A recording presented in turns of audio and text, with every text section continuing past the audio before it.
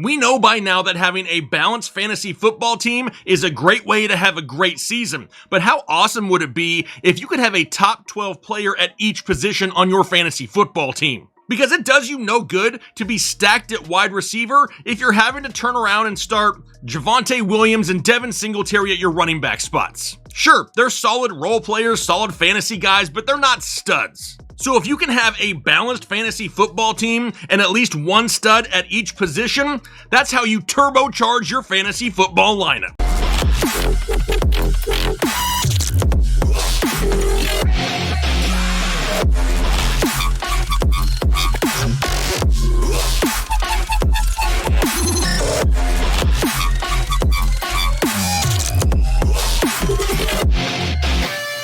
What is going on, Headliner Nation? Hopefully everyone is doing well out there now. By a show of hands, who out there watching right now wants to see a way that you can turbocharge your fantasy football lineup? Because it's not a very difficult process. Probably because I've gone through and done all the work for you. So in reality, you can kick back, relax, put your feet up, go in the bathroom and hide and watch this video if you're at work, whatever it may be. But that would be funny to know. Let me know down below in the comment section, where are you watching this video right now? I'm sure there's a couple freaks out there watching in some weird places right now. But alright, let me explain what we're going to do here today. And then after I explain it, let me show you the data that I have to support it. But not just show you the data, I'm going to show you some teams that I drafted using this exact process. And let me tell you, they straight fire. So alright, here's what I did. I went through and figured out who were the top 12 drafted players at each position for the last 2 years. The main positions, right? Quarterback, running back, wide receiver, and tight end. I also noticed where they finished at the end of the season at their position. I really wanted to find out how many players drafted inside the top 12 at their position actually finished inside the top 12 at their position. I also wanted to see if I could figure out which position busted most frequently. Because if we're being honest with each other, the industry out there makes it seem like the running back is the position that busts all the time, but is that actually true? Because if we can figure out what round is statistically better to draft some of these positions, we're not only going to set ourselves up to have a great overall lineup, but we're also going to limit the amount of players that we draft that bust. So if I have your attention now, and you're more excited than a frat boy on South Beach during spring break, hit the like button because we're about to dive in to some of this data. Now, if this video can get over 1,000 likes, I'm going to pick a random commenter from down below to give them a free draft guide just because I'm feeling frisky right now. We actually just hit a couple like goals on some past videos. I'm going to be announcing the winners of those draft guides on the community tab here really soon, so be sure to keep an eye out for that. But all right, let's dive into some data. And hopefully y'all had your damn Wheaties this morning because I need your attention right here on the screen. Let's go ahead and start it off with quarterbacks so we can see on the screen the last 2 years, the top 12 quarterbacks drafted. In 2022, we had Josh Allen, Justin Herbert, Patrick Mahomes, Joe Burrow, Lamar Jackson, Jalen Hurts, Kyler Murray, Russell Wilson, Aaron Rodgers, Dak Prescott, Tom Brady, and Matthew Stafford. But we also see where they finished the season. Only 6 of the first 12 quarterbacks drafted in 2022 actually finished inside the top 12 at the position. 50% of them. How about 2023? We had Patrick Mahomes, Jalen Hurts, Josh Allen, Lamar Jackson, Joe Burrow, Justin Herbert again. We got Justin Fields, Trevor Lawrence, Deshaun Watson, Dak Prescott, Tua Tagovailoa, and Aaron Rodgers. But once again, only 6 of the first 12 quarterbacks drafted actually finished inside the top 12. But then we need to take it a step further. I wanted to go back for each year and find out what was the overall average finish of the top 12 drafted quarterbacks. For the overall average in 2022, they finished at 12.1.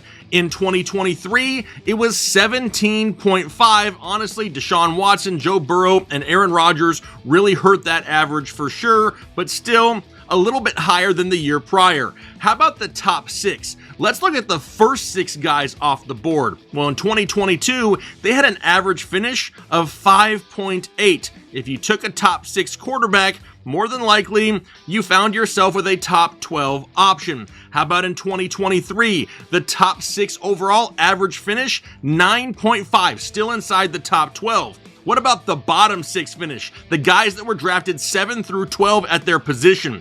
In 2022, they had an average finish of 18.3, and in 2023, an average finish of 25.7. Now, when you look at the overall position, we have a total success rate of only 50%. That's not really good. That means we basically have a 50-50 shot of a quarterback we're drafting inside the top 12, finishing inside the top 12. But when we really break it down from that first 6 to bottom 6, that's where things get different. The top 6 average quarterbacks for both years had a combined average finish of 7.7 inside the top 10 at the position, where we see the quarterbacks 7 through 12 had an average finish of 22. So obviously, by looking at this, we need to tell ourselves if we want to have a really good chance at landing a top 12 quarterback, we need one of the first 6 guys off the board. But that's only the quarterback position. Now we're moving on to running backs. In 2022, the first 12 drafted were Jonathan Taylor, Christian McCaffrey, Austin Eckler, Derrick Henry, Dalvin Cook, Najee Harris, Joe Mixon, DeAndre Swift, Alvin Kamara, Nick Chubb, Saquon Barkley, and Aaron Jones. Out of the first 12 running backs drafted, 8 of the 12 finished inside the top 12. 67%, that's a good number right there. What about 2023? The first 12 running backs drafted were Christian McCaffrey, Austin Eckler, Bijan Robinson, Saquon Barkley, Nick Chubb, Tony Pollard, Derrick Henry, Josh Jacobs, Najee Harris, Travis Etienne, Ramondre Stevenson, and Joe Mixon. And once again, 6 of the first 12 drafted running backs finished inside the top 12. Overall, not below average by any means, but remember, we wanted to take it a step further. Now, the overall average finish of the top 12 overall running backs in 2022 was 11.4. For the most part, in 2022, you drafted a running back in the top 12, he finished in the top 12. The top 6 overall had an average finish of 10.8, while the bottom 6 had an average finish of 12. Overall, still good. So let's move on to 2023. The average overall finish for all 12 running backs was 20.9. That's not as good. How about the top 6 though? An average finish of 25.3, where the bottom 6 here, running back 7 through 12, had an average finish of 16.5. But as you can see once again on the screen, a total success rate of 58%. Not horrible. It's better than a 50-50 chance, but this is where things got a little weird. The top 6 averaged a finish of 18.1, where the bottom 6, the running backs 7 through 12, had an average finish higher than the top 6 at 14.1. So that tells me that even though we're not seeing top 12 finishes across the board, you have a better chance of landing a top 12 running back if you look at the guys between 7 and 12. So that's what we're going to look at here in this exercise. But now we're moving on to wide receiver. And here we go. In 2022, the first 12 drafted were Justin Jefferson, Cooper Kupp, Jamar Chase, Devontae Adams, Stephon Diggs, CeeDee Lamb, Deebo Samuel, Tyreek Hill, Mike Evans, A.J. Brown, Michael Pittman, and Keenan Allen. Now, out of the first 12 wide receivers drafted, 7 of them finished inside the top 12, 58%. What about 2023? We had Jefferson, Chase, Hill, Diggs, Lamb, A.J. Brown, Cooper Kupp, Garrett Wilson, Devontae Adams, Amon-Ra St. Brown, Jalen Waddle, and Chris Olave. Out of the first 12 drafted here, 6 of them finished inside the top 12. So, when we break it down even further, let's go back to 2022, where the average overall finish of the top 12 wide receivers was 14.7. But when we break it down to the top 6 and bottom 6, we see that the top 6 wide receivers had an average finish of 8.2, where the bottom 6 were at 21.2. Would that happen again last year in 2023? You're damn right it did. The average overall finish was 16.7, but the top 6 had an average finish of 10.2, bottom 6 of 23.2. The total success rate, though, is lower than that of running backs, 54%. Now, sure, it's a difference of like one player, but still, we're all taught that running backs are the ones that probably have the highest likelihood to bust. You see it all over the fantasy football space, but mathematically, not so much. But you can also see that this tells us that the top 6 average of a finish of 9.2, that's where we need to be looking. We need ourselves a top 6 wide receiver once again this year. All right, let's move on to tight ends, the football kind, and then we're going to start looking at some teams here pretty soon. In 2022, the first 12 tight ends drafted were Travis Kelce, Mark Andrews, Kyle Pitts, George Kittle, Darren Waller, Dalton Schultz, Dallas Goedert, because I'm feeling so damn fancy, TJ Hawkinson, Dawson Knox, Zach Ertz, Cole Kmet, and Patty F. Pat Freiermuth. Out of the first 12 drafted, 8 of the 12 finished inside the top 12 for 67%. Last year in 2023, we had Kelce, Andrews, Hawkinson, Kittle, Waller, Goddard, Pitts, Pat Freiermuth, Evan Ingram, David Njoku, Dalton Kincaid, and Chiggy Oko of the Tennessee Titans. Now, last year, out of the top 12 tight ends drafted, 6 of them finished inside the top 12 for 50%. Let's break it down even further, though. In 2022, the average overall finish for the top 12 tight ends was 11.8. In 2023, it was close. It was at 12.2. How about the top 6? How did they finish in 2022? An average finish of 13.2, and in 2023, an average finish of 10.2. How about the bottom 6 finish? 10.3 in 2022 and 14.2 in 2023, an overall success rate of 58% at the position. But ever so slightly, we can see that the top 6 averages a slightly higher finish. But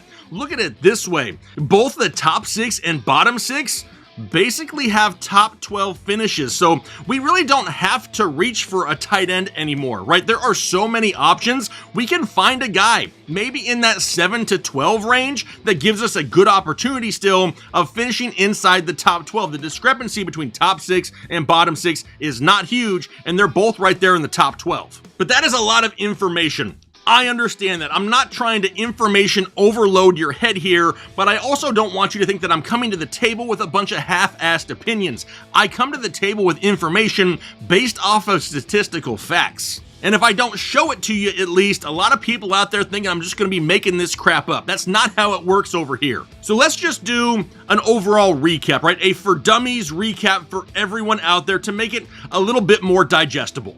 So first thing I really noticed was statistically over the last 2 years, the top 12 drafted wide receivers bust more frequently than the top 12 drafted running backs, so that myth can be absolutely debunked. Sure, it's not much of a difference, but let's just say it's not much of a difference. Instead of just making running backs out to be some forbidden position that they just bust all the time, you don't want them. Just ignore those kind of takes. How about this? The top 6 drafted quarterbacks over the last 2 years have an average finish inside the top 8 at the position, so we know we want a top 6 quarterback on our fantasy team. What that tells me, though, is the early round quarterback is here to stay in fantasy football. The top 6 quarterbacks are usually gone by the end of round 5, so keep that in mind. What about running backs? The running backs that were drafted in that 7 to 12 range at the position had a higher average finish than the first 6 running backs off the board. So we need to target some of those running backs in that RB 7 to 12 range. On to wide receivers. For wide receivers, it is apparent that you need to have one of the top 6 wide receivers off the board. They have an average finish of 9.2 at the position over the last 2 years. We gotta have one of them if possible. And then lastly, tight ends. When it comes to tight ends, it's nothing fancy. The tight ends 1 through 6 barely finished higher than the tight ends 7 through 12. So don't feel like you have to reach for a tight end early in drafts just to have the potential at landing a top 12 guy. Heck, I'm not opposed to drafting 2 tight ends a little bit later on and really hoping that one of them can stand out on your team over the long haul of the season. So, how are we going to accomplish this? Well, in reality, we need a top 6 quarterback, a top 6 wide receiver, a running back in that 7 to 12 range, and a top 12 overall tight end. So let me go ahead and throw up there right now on the screen my current top 6 quarterbacks, my top 6 wide receivers, and my running backs in that 7 to 12 range. I'm not going to put tight ends up on the screen here just yet because, like I said, anyone in that top 12 has a fairly good chance at finishing inside the top 12, but I am going to mention a few names at that position here in just a couple minutes, so hang tight. But you can see here at the quarterback position, I got Josh Allen, Jalen Hurts, Patrick Mahomes, Lamar Jackson, CJ Stroud, and Anthony Richardson. At the running back position, we got Saquon Barkley, Travis Etienne, Kyren Williams, Josh Jacobs, Rachaad White, and Joe Mixon. The wide receiver position, my top 6, CeeDee Lamb, Tyreek Hill, Jamar Chase, Justin Jefferson, Amon-Ra St. Brown, and Garrett Wilson. But I can hear you out there. You may not think that I can hear you, but someone is always listening. But I know I'm not telling you anything new here. By looking at the names on the screen, you know that you want a lot of these names already, but it's all about the locations in which we're selecting them and trying to minimize the bust factor. We do not want to draft busts. We're trying to find guys that give us the best opportunity to have the highest scoring teams each and every week. So I went through and I did a butt ton of mock drafts and tried to fill teams with as many of these players on these lists that I possibly could. And I'm not gonna lie here, some of these teams look pretty damn good and I would be happy to have them in 2024. And I went ahead and I have 5 different teams to show you from 5 different draft locations. The first one up was the first overall pick. We got CJ Stroud, Derrick Henry, Joe Mixon, Tyreek Hill, George Pickens, a tight end that I absolutely love this year, Jake Ferguson out of Dallas, with Ramondre Stevenson at flex, the Browns and Butker. But on the bench,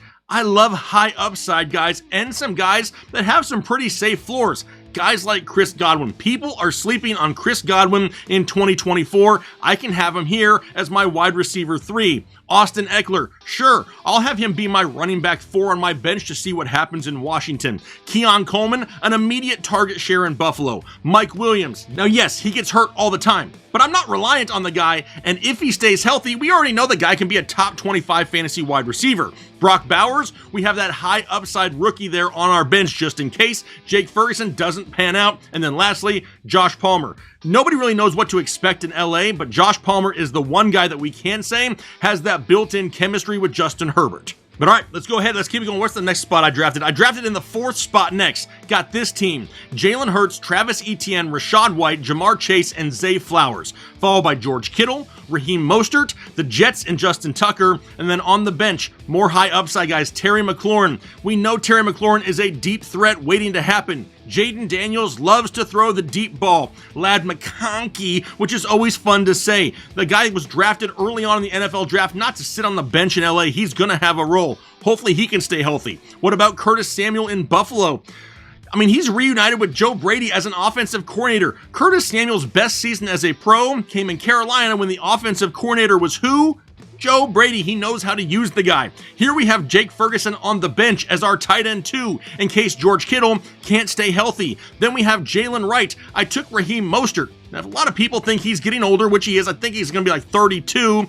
If he does go down, Jalen Wright's role is going to be huge, and we already know we love that offense. And then lastly, Dontavian Wicks in Green Bay. A last pick bench stash that we know can perform if given the opportunity. Overall, love this team. All right, next spot we went to was the 7th overall pick. I got Anthony Richardson, Josh Jacobs, Joe Mixon, Justin Jefferson, Devontae Adams, Kyle Pitts, Raheem Mostert again, Miami Dolphins, and Koo as my kicker. On the bench, Christian Kirk. Dude's a former top 12 overall wide receiver. People forgetting about him. How about Chase Brown? Zach Moss isn't really known to be an NFL Iron Man. If he goes down and Chase Brown gets volume, watch the hell out. Keon Coleman once again. David Njoku, right? Kyle Pitts. Can we trust Kyle Pitts? We really don't know, but let's throw David Njoku on the bench. One of them is bound to pop off. How about a backup quarterback, though? A lot of people don't know if Anthony Richardson can stay healthy. Well, let's take another high upside guy in Jaden Daniels just in case. And then once again, because I drafted Raheem Mostert, I'm taking Jalen Wright late. But we're not done there. We're going on to the next team. This one was from the 9 hole. I got CJ Stroud, Derrick Henry, Josh Jacobs, Garrett Wilson, Calvin Ridley, Dalton Kincaid, Joe Mixon, the Browns, and Dicker the kicker. On the bench, Chris Godwin. We already spoke on him. Antonio Gibson. Brought him in free agency. What kind of role is he going to have? Don't forget, he's a former wide receiver. Jamison Williams being talked up this offseason as a potential breakout candidate. Jake Ferguson as our tight end 2 on the bench. Khalil Shakir. I've talked about this dude all off season long. If you haven't heard about Khalil Shakir yet, just head over to our channel, look for one of the thumbnails with his face on it, and watch that video. And then lastly, I went with Dameon Pierce, one of these guys who I think has some sleeper potential. If anything happens to Joe Mixon, Dameon Pierce could be a league-winning running back because he's able to handle all 3 downs and would be in a great offense. But let's not stop there. I'm pretty sure I got another team here. The 12th overall pick got Lamar Jackson, Saquon Barkley, Raheem Mostert. We got Garrett Wilson and Jalen Waddle, Jake Ferguson, Tony Pollard, the Dallas Cowboys. A lot of people are going to be like, oh, Pollard sucks. As my RB3, I don't hate it. Anyway, we've got Dustin Hopkins, Chris Godwin once again. How about Hollywood Brown on the bench, followed by Zach Charbonnet?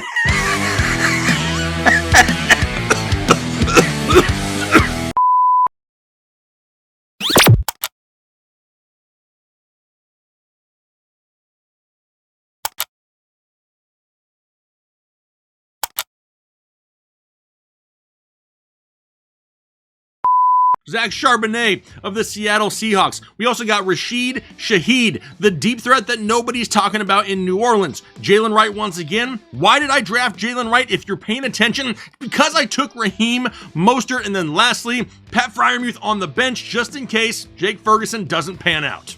And let me be clear. In no way am I sitting here and telling you to lock yourself into drafting certain positions in certain rounds. You do not want to pass on elite talent if it falls to you, but use some of that wiggle room at the tight end position. Don't worry about taking one super early. Don't feel like you have to reach for Josh Allen in the 2nd round when you can get somebody like a CJ Stroud or an Anthony Richardson in the 5th to 6th round. Try to find a way to just load up on running backs and wide receivers early if possible. This is just something that I wanted to throw out there to you guys for you to try to apply to your drafts this season. Show you really how you can build an overall great lineup. I just want you to put yourself in a position to have a high-scoring, well-rounded team. I really feel that exercises like this are great. They help train your brain on how to approach the game of fantasy football. Yes, there is a lot of luck involved with this game, but there is something to be said for having actual knowledge about all the players. You don't want to learn who a player is or what their potential is in week 6. Find out about it early. Watch them as the season goes on. Build an overall great lineup. Don't put yourself behind the 8 ball in week 1. I tell this to people all the time. I don't want to gamble my team's future before the season has even started. I don't want to start the season being reliant that at some point during the season, I need to nail a waiver wire pickup in order to have a chance at a championship. Sure, I want to have some of those league winners that we'll find on the waiver wire this year, but I don't want to be reliant on having to have them in order to win. Now, I know that was a lot of data to throw at you today, but hopefully you enjoyed the show. If you did, make sure you hit the like button now and consider subscribing if you haven't already. If you're looking for a place to really teach you fantasy football and not just throw hot takes in your face, this is where you need to be every single season. Now, I'm going to go ahead and get out of here for the day. Hopefully you guys enjoy the rest of your day, though, and most importantly, do your part to make the world a better place. Analytics.